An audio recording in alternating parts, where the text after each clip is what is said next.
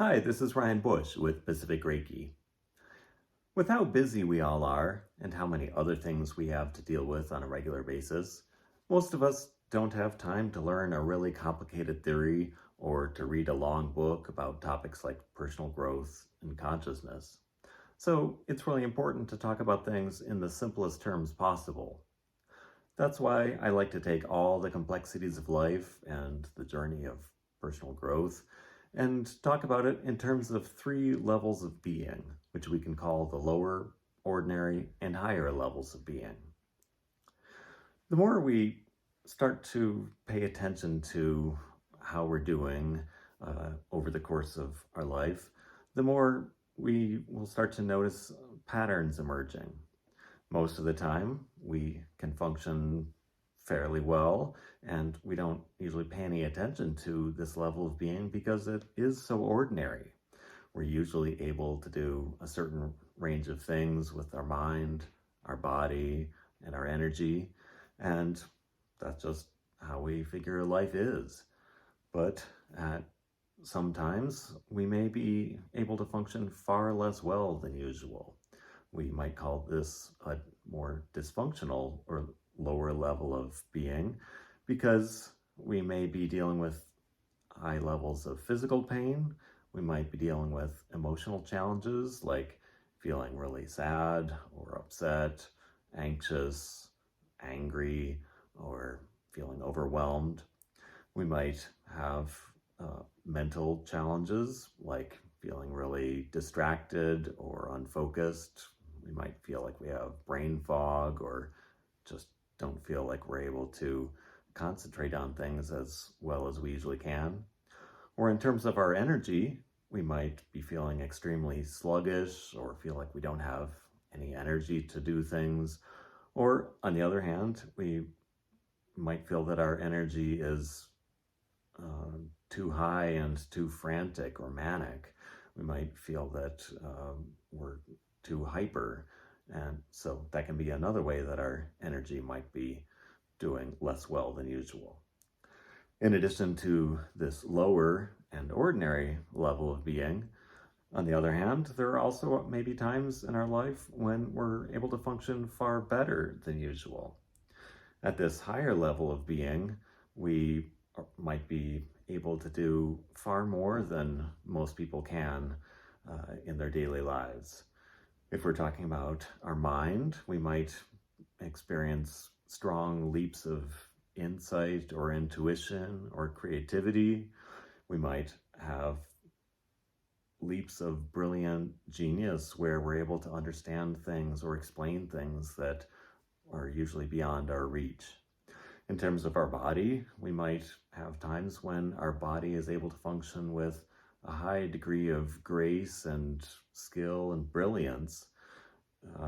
In things like athletics, we might be able to perform really brilliantly, or we might be able to do things with our hands or create things such as art or music, or for that matter, doing things like fixing a car with a lot of brilliance and ingenuity.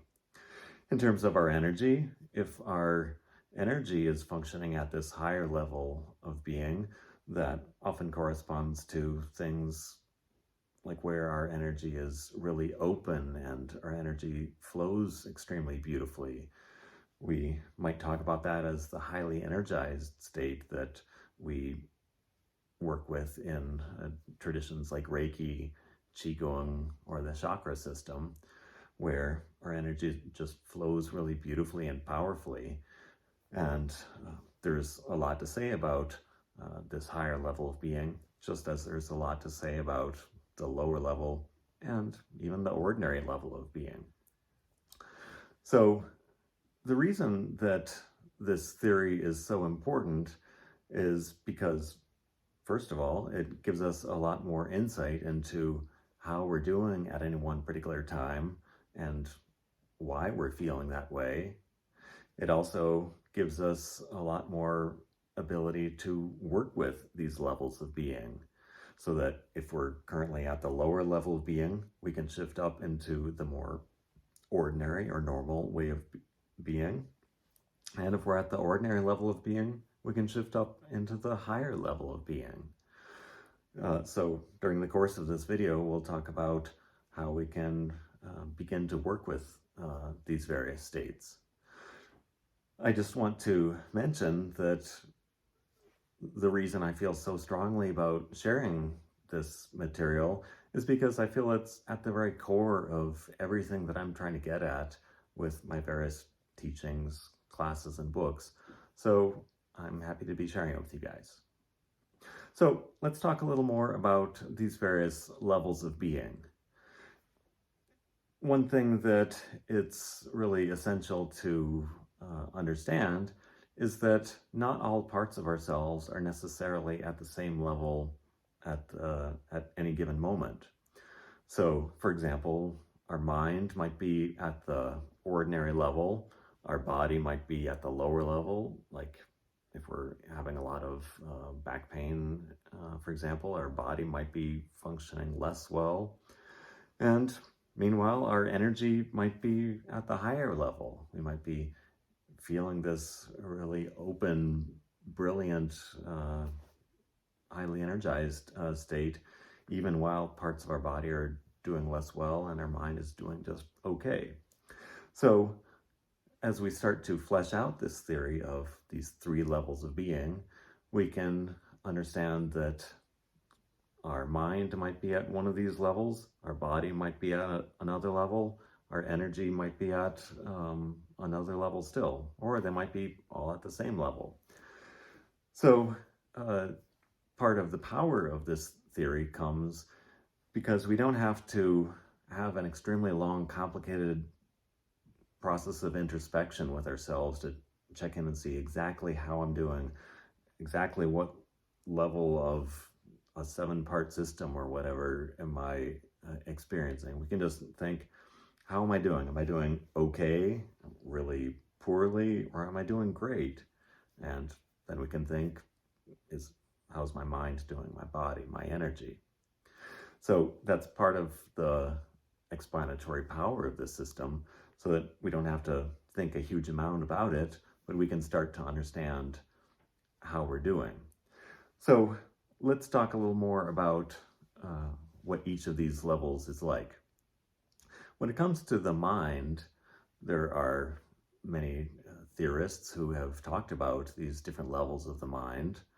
For example, the psychologist Sigmund Freud talked about 3 levels of the self, which he called the id for the lower level, the ego for the ordinary level, and he talked about the superconscious for something like the higher level of being, although he had a way of talking about it that isn't exactly the way I would focus on it, because he talks about that superconscious level as primarily being about rules about what you should do or how you should perform.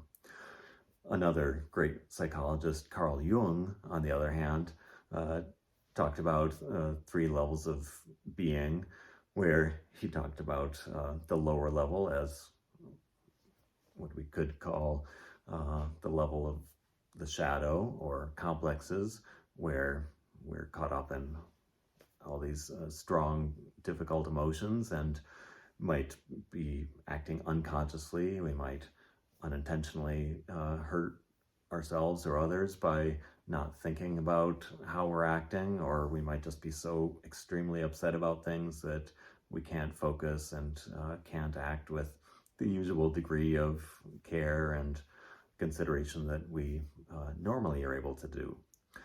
And then the ordinary level of functioning, meanwhile, is what we could call, again, the ego, or our ordinary self, which we might often call the rational mind, but psychologists like Carl Jung explained that we aren't at all as rational as we usually think, that we are often under the influence of these various unconscious aspects from the lower self, and our mind can wander in all these different ways. For example, Buddhists might call this ordinary level of being the monkey mind, because like a monkey, our mind might tend to dart all over the place and constantly get distracted. One of the really beautiful things about Carl Jung's work, the psychologist, is that he recognized that there is a higher level of the mind that he called the capital S self, or you could talk about a transcendent function. Other traditions might talk in more spiritual terms, using terms like the Buddha self or Christ consciousness. Some traditions might talk about the soul, the wisdom mind, the luminous mind. Many different names can be given for this aspect of our mind that allows these deep, brilliant insights to flow. Sometimes we might see this aspect of our mind shining through just in a single thought that comes to us, like just like a thunderclap out of the blue, or like perhaps a quiet voice, just a whisper in the back of our mind saying, what if we do such and such? These kinds of thoughts might feel very different from our ordinary kinds of thoughts. And the more we start to pay attention to our mind and our thoughts, the more we can start to tell what thoughts are coming from our ordinary mind, what thoughts are coming from the shadow or the subconscious or the lower level of the mind, and what thoughts might be coming from the higher level of ourself. So that's a little bit about the various levels of the mind. I'll just mention that some other ways that these different levels of the mind can come through are not just in our ordinary waking experiences. We might see these different parts of our mind coming through in our dreams, for example, when we might be acting with a lot less consciousness than we usually do. Or we might have dreams that are really powerful and beautiful and what we could call numinous, or they feel tinged with some aspect of what we could call the sacred, or just extreme amounts of beauty. For example, we might have a figure in our dreams that's impossibly beautiful, or that we just feel instantly in love with. Whether we think of that as an aspect of our own self or our soul, or perhaps we think of it as a guiding figure that's outside of ourselves. Whatever we think of it as, there are various things in our dreams that can point us towards this higher level of functioning. And countless traditions from all over the world have talked about the transformational power of connecting with this higher aspect of ourselves.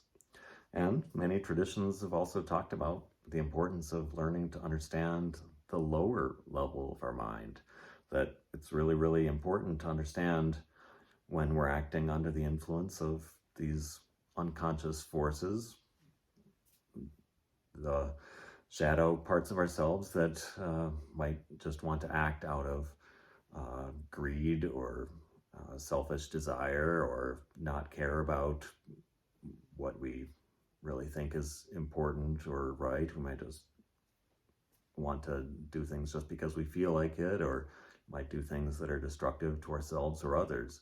So there are a ton of reasons to pay attention to the lower level of the self and the higher level of the self when it comes to the mind.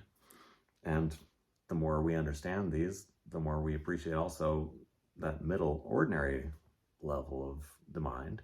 Because if we're not doing well in our in how our mind functions, and we really appreciate what it's like to function normally, and once we catch glimpses of the higher level of functioning, then we realize, wow, it really is possible to focus a lot more deeply than we usually can, to have these great leaps of insight and genius, and that there really are ways to go about trying to connect with this higher level of the mind.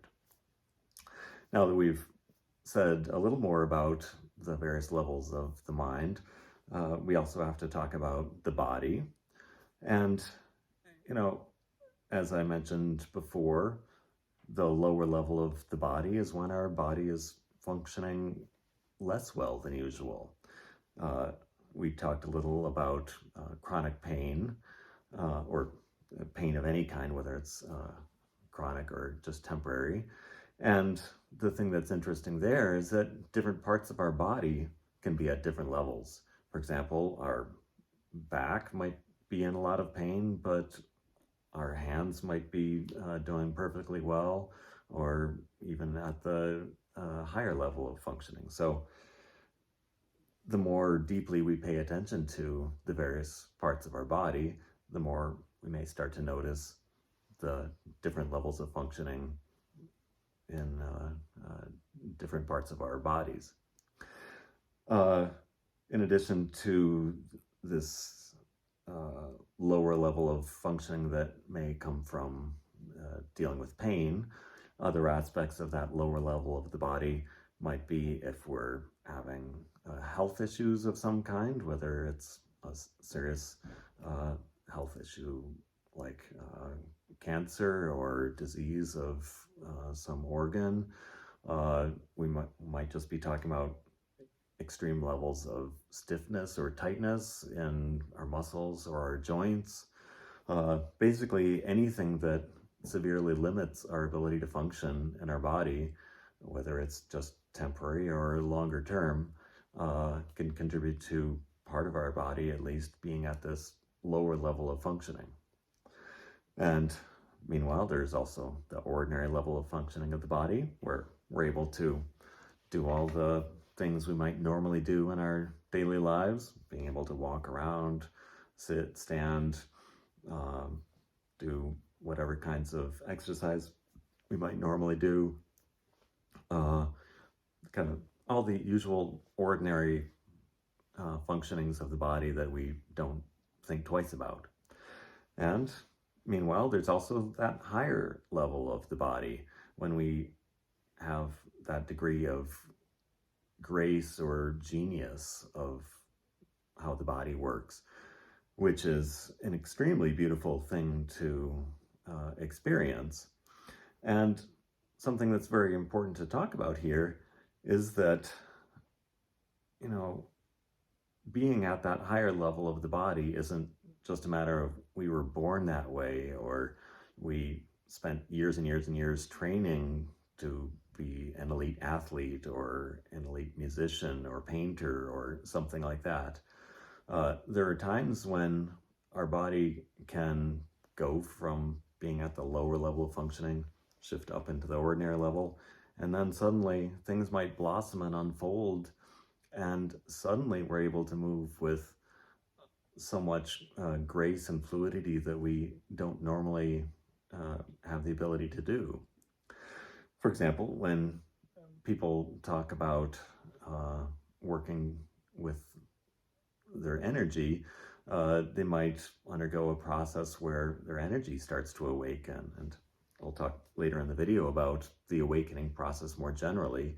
But once our energy starts to unfold in this way, which is sometimes called a Kundalini awakening or energetic awakening, then our body may start to suddenly unfold and blossom in this really beautiful way where we might suddenly start moving in these sinuous, fluid motions, and then suddenly part of our body, maybe it's just our back or our hands or our neck, some part of us may suddenly be able to move in ways that we never used to be able to before. So there is a lot more to say about the various levels of the body, but that's a brief overview of the three levels of the self when it comes to our bodies.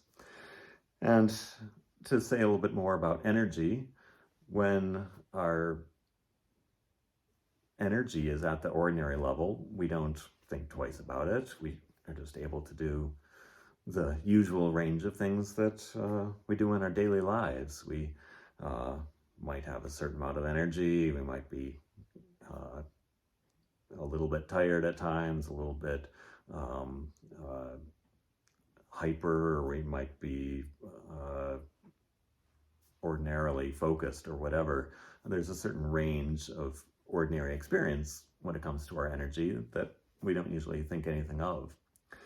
But then when we're at that lower level of our energy, we might feel really shut down in important ways. I mentioned earlier on that at that lower level of our energy, we might feel extremely sluggish, or like we don't have energy. And sometimes that will mean that we feel like we're really closed down, or like we're feeling like we're in a tight ball, or like shut in this dark cave that we can't get out of. And then in addition to that lower and ordinary levels of our energy, that higher level of our energy is an extremely, extremely important part of this whole process. Because in many ways, that's the missing link that ties everything together. Relatively few traditions from around the world talk effectively about what that higher level of our energy is, and show how to go about working with it. Traditions like Reiki, Qigong, the chakra system, as well as other traditions like craniosacral work, network chiropractic work, osteopathy. There are various traditions from around the world that have a very effective set of tools to help shift into that fully open, highly energized state. And when we do that, whether it's just on a temporary basis or more long-term, then our energy flows in this really, really beautiful and powerful way. I'll talk a little later on about the various benefits of these levels of being, but the very short version is that when we're at that higher level of functioning of our energy, we may feel like we've been living our entire lives hidden in clouds, or in like our entire lives we've been stuck in a dark, intense storm cloud. And then suddenly, when we shift into that higher level of our energy, it's like the clouds part and the sun comes shining through like dazzling, radiant brilliance. And it's really a completely transformational process to experience that. When people describe this state, if someone doesn't have any experience with those kinds of intense encounters, any description of this state can sound like utter gibberish. And in many ways, it's like trying to describe the scent of a rose to someone who has never smelled a rose before. Thinking of that because I have some beautiful roses here, and that's another analogy that comes to mind. It's like most of our lives, we are this rose bud that has all this potential to blossom and flower, but we never really realize it until one day it just suddenly opens and you're like, oh wow, that's what it's all about. One thing that's important to emphasize here is that these different levels of the being aren't necessarily completely separate from each other. It's more like an overall spectrum. And just like the spectrum of visible light, we can, talk about one particular area of the spectrum and say that's red, and another part is purple, another part is blue. But different cultures, different languages may make different boundaries of where they say blue begins, or they might have words for two different colors of blue. So we could talk about the full spectrum of our being in terms of these three levels: lower, ordinary, and higher. Or we could talk about 7 different levels. We could just talk about 2 levels. Many different ways to divide up our entire spectrum of being. And the other thing I'm trying to get at here is that sometimes we might have our body, mind, or energy start to go into that higher level of functioning where we're a little beyond our ordinary level of being, and we think, oh wow, this feels really different, really beautiful. It may not be a complete full-blown experience of connecting with the going as far as we can go in this human life, but for example, if we go on vacation and we spend a week somewhere being really relaxed and just really, really calm, and we're in a beautiful place, and we're just feeling wonderful, then that starts to go into that higher level of being, and we're just like, wow, this is life. This is what is really possible. And we might really just think, oh, that's just because I'm on vacation, or I'm doing really well, or I'm surrounded by my loved ones, or in various kinds of circumstances, we can enter a more open and highly energized state. But unless we have a set of tools to enter that state over and over again and open as fully as possible, we're probably not going to realize that we can go as far as we really can with working with our mind, body, and energy. So that's a good place to transition to what I feel is the most important part of this conversation, which is not just to understand what level we're at any given moment, but to start to work more effectively with what level we're at, and not just settle for however we're currently doing, but to actively shift our state of being.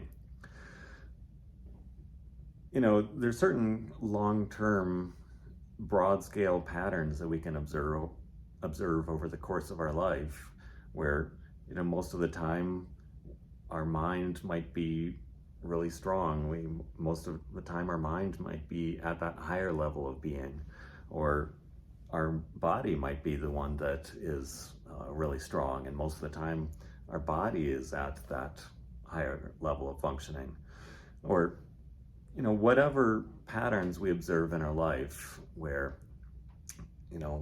maybe most of the time our energy is at a lower level, whatever patterns we observe at this high level, that's fine, that's a great thing to notice, but we aren't always at the same level. It's a little bit like weather. If we live in a place that's cloudy most of the time, that doesn't mean it's always going to be cloudy. Sometimes that sun will shine through and be radiantly beautiful, and sometimes it might be extremely stormy and chaotic. So in the same way, over the course of days, hours, perhaps even by the minute, our level of being can change for all parts of ourself, mind, body, and energy. But we don't just have to settle for how we happen to be doing at any given moment. If we're currently doing not well in some part of ourselves, we don't just have to settle for that. And that's the reason this topic is so important, because most of us just feel, okay, I'm not doing well. Let's say my mind, I'm just feeling really distracted and unfocused, and that's just how I am. And we just kind of think, I just have to settle for that. Or if I'm in a lot of pain, we might figure we just have to take some medication for it, or just settle for that's how we're doing. But there are a huge number of tools to actually work with these levels of being. And as long as we can notice what level we're currently at, we can shift out of that level if we want to.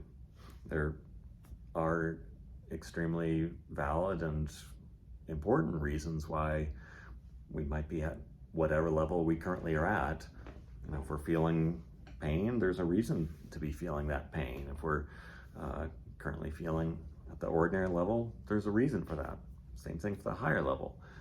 But if we don't want to be stuck in a relatively dysfunctional state, or if we don't want to feel stuck in just the ordinary rut of our everyday way of being, there always are ways to shift from the lower level to ordinary, and from the ordinary to higher level of being.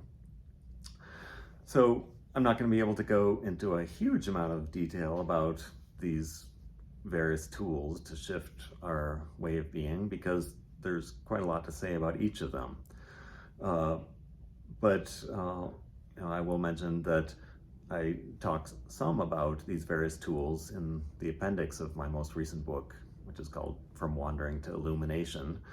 But here I'll go through at least a brief overview of some of the tools that can actually be really transformative and help us live far more effectively than we usually think is possible.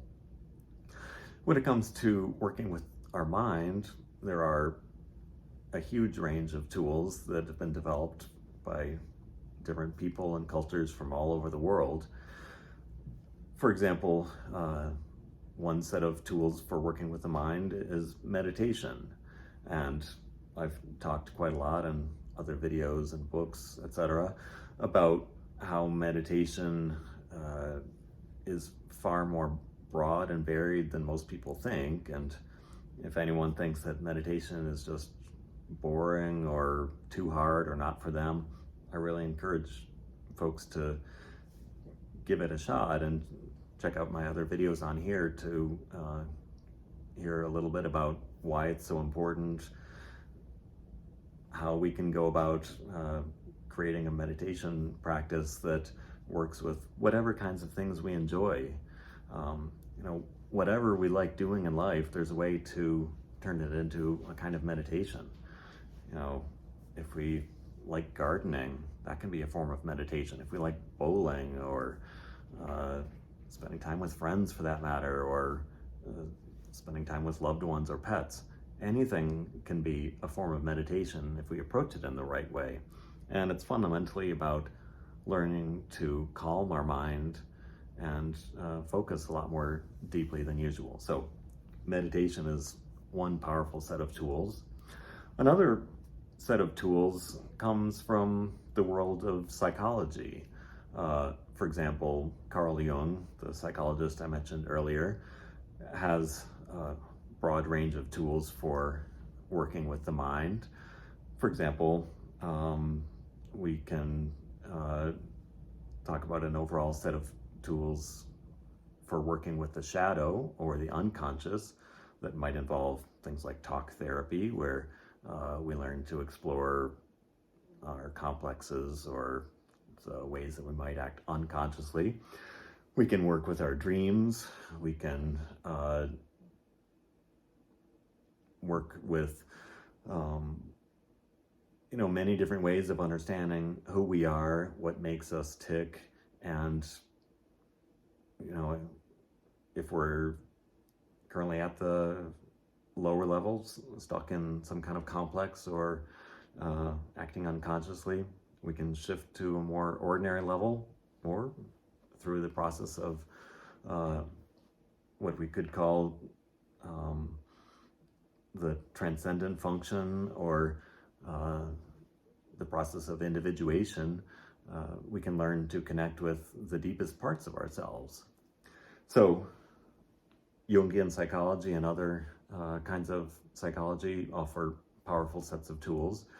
There are a huge range of tools from every spiritual tradition from all over the planet, including contemplative traditions of Buddhism, Christianity, Judaism, Islam, Hinduism. Pretty much any spiritual tradition has a way of paying deep attention to our mind and using that as a window for personal growth and shifting out of whatever level we're at and entering a state of connection with a much deeper, uh, highly insightful, creative, powerful part of our mind. When it comes to working with the body, there are a whole different set of tools. For example, we could talk about body-centered practices like physical therapy, uh, the overall set of tools from yoga that focus more on the body aspect of things, trying to work through various levels of tension and pain in the body. There are other practices like authentic movement. Um, there are a lot of different ways of working with our body to shift out of the dysfunctional level up to the ordinary level, or go from the ordinary to the higher level. We can also talk about all kinds of athletic practice and exercise as being part of that overall practice. And I have to emphasize that working deeply with the body is in no way secondary or inferior to working with the mind or any part of ourselves. The body can be an incredibly powerful source of wisdom and insight, and that can be the leading part of our entire process of personal growth. So people who feel connected with their bodies and want to work deeply with that have a wide range of tools that can be very powerful in that regard. I have to mention that basically any kind of physical endeavor can be part of that process, including kinds of intimacy, have a long-standing set of practices and traditions going back thousands of years for working with that in a context of personal growth. So now that we've talked a little bit about how to work with the mind and body, I have to say a little bit about how to work with the different levels of our energy. I mentioned some of those practices earlier on, like Reiki, Qigong, the chakra system, and the parts of yoga that focus more on our energy are also an integral part of that whole system. There are also ways of working with energy that are more closely related with the medical system. For example, network chiropractic is one tradition that works with the energy in our nervous system. And there are elements of craniosacral work that are really beautiful ways of working with our energy. There are traditions from the East, like traditional Chinese medicine, including acupuncture and acupressure, that have extremely detailed ways of understanding how to work with our energy. And I really want to emphasize that for anyone who hasn't taken our energy seriously before, I just want to say that there's a lot to explore there, even for people who are deeply skeptical of anything that sounds too naive or gullible or too woo-woo. It's easy to think that anything about energy is, just must be something that is for people who are weird or out there, but it's things that we can all learn for ourselves. Just paying attention to feeling energy between our palms. If we just do some exercises that we could call building balls of energy, or chi balls, or ki balls, as is called in the tradition of Reiki, just paying deep attention to the energy between our palms can be enough to help us understand that there is something there to explore. And I'll talk more about that in other videos. So for anyone who's skeptical about anything related to energy, it can be as simple as taking a weekend workshop, or just starting to pay attention to what our energy really feels like, whether it's the energy around ourselves, around loved ones or pets, around a tree for that matter. And that was actually how I first got interested in exploring energy, was when I was on my lunch break from work in Silicon Valley, and I was at a park next to a tree and happened to have my hands near the tree, and I noticed there was this energy radiating from the tree. Most of the time we think of this energy radiating from us as just being about body heat, but the more deeply we pay attention to it, and the more we learn to work with a set of tools from things like Reiki, Qigong, or the chakra system, the more we realize there really is something to explore. Even the most skeptical person in the world should understand that our bodies have an electrical system where energy flows through our nerves. We may also start to understand that energy flows through the fascia, the web of interconnective tissue just beneath the skin, and that's where traditions like acupuncture and acupressure have noticed all these patterns of how energy flows through the fascia. So even the most skeptical person should find a lot of reasons to take energy seriously, and when we learn to work deeply with it, it can be utterly transformational. The same goes for working with any part of our mind, body, or energy. If we start to take these things seriously and don't just assume that if I'm at a lower level, if I'm not functioning well, that's just how I have to be, or if I'm at the ordinary level, that's just how I have to be. We can really take ownership of how we're doing and work far more skillfully with that than most people think is possible. And that can be utterly transformative. Just think how many hours most of us spend over the course of our lifetimes either being distracted or feeling like we don't have any energy to do important things, or maybe we avoid taking on an important project because we're at some level afraid or nervous about, am I going to be able to do it? What are other people going to think? Or we might just let our thoughts spin on and on and on about, worrying about things from the past or the future, thinking all these stories about why somebody might have done something. There's so many different ways that we waste time, just in our daily lives, and we don't have to settle for the degree of,